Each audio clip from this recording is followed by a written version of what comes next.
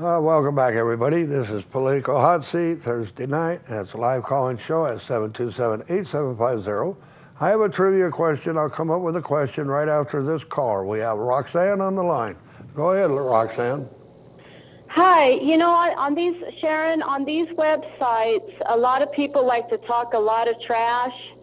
And one person said that you were anti-gun, so I'd like to know your stand on that. And there was another person who kept saying, oh, well, she's never even ridden in a patrol car. So I'm giving you a chance to hear your side, please, Sharon. And I'm so glad that you're running for sheriff. I'm so happy. Thank you very much. Well, let's see the first one, my stand on guns. I bought my first gun when I was 21 years old. I believe everybody should have the opportunity to have a gun. I believe in the Second Amendment. I believe in your right to keep and bear arms.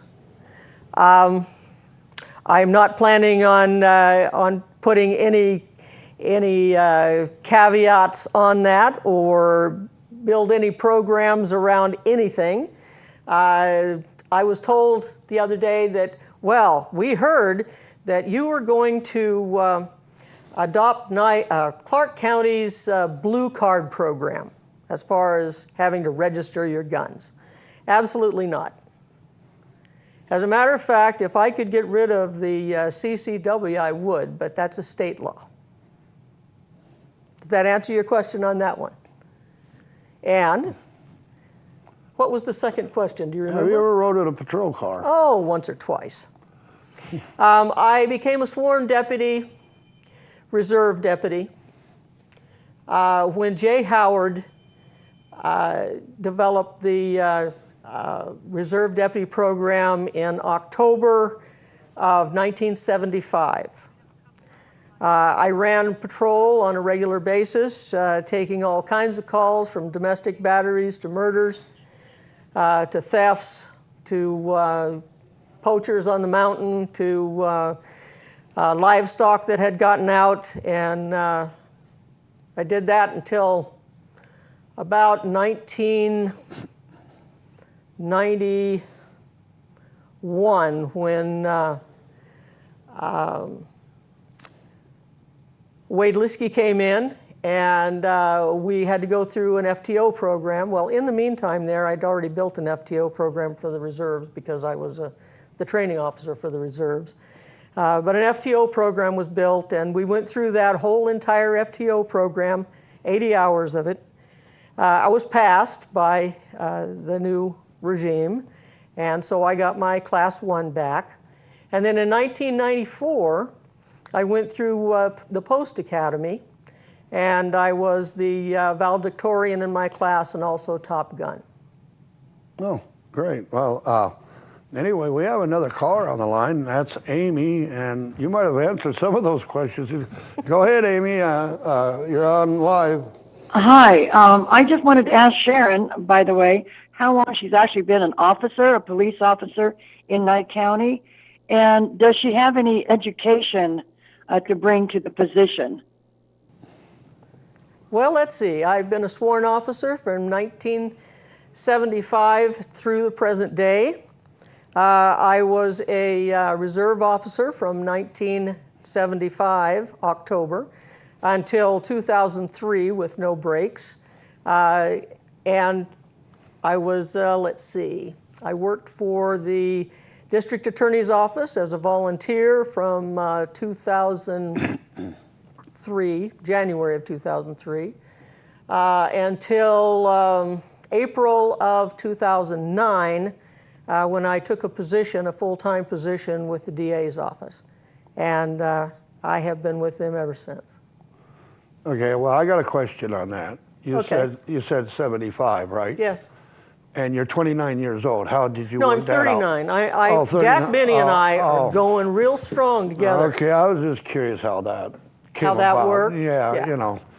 But in the meantime there, I had a real job. And my real job, I was a protective force officer. I started out as a security police officer. And then I became a lieutenant, and I was an acting captain for a while.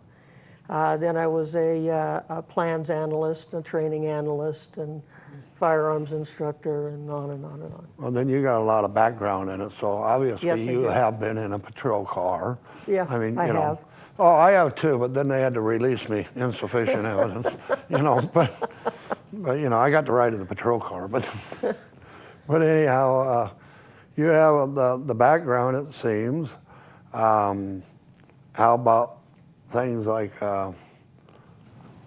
why do you feel you're better suited for this position than your opponent?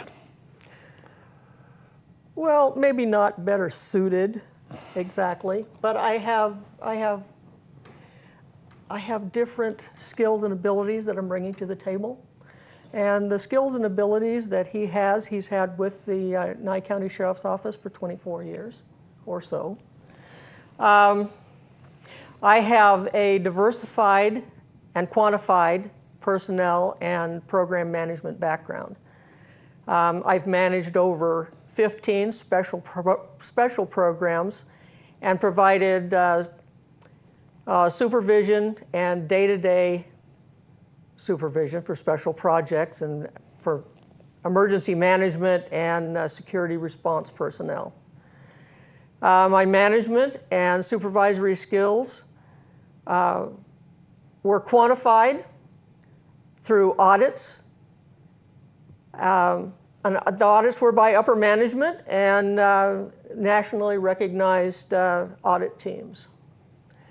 I've always worked in an emergency response field, and I'm familiar with budgeting, emergency response, and basically for day-to-day things also. Okay, well, the budgeting, that's kind of a tricky question there. We always see in the newspaper and on the news about the sheriffs being over budget. But any ideas on that, or have you given it any great thought about? Well, let's see. You know, budgeting isn't really rocket science.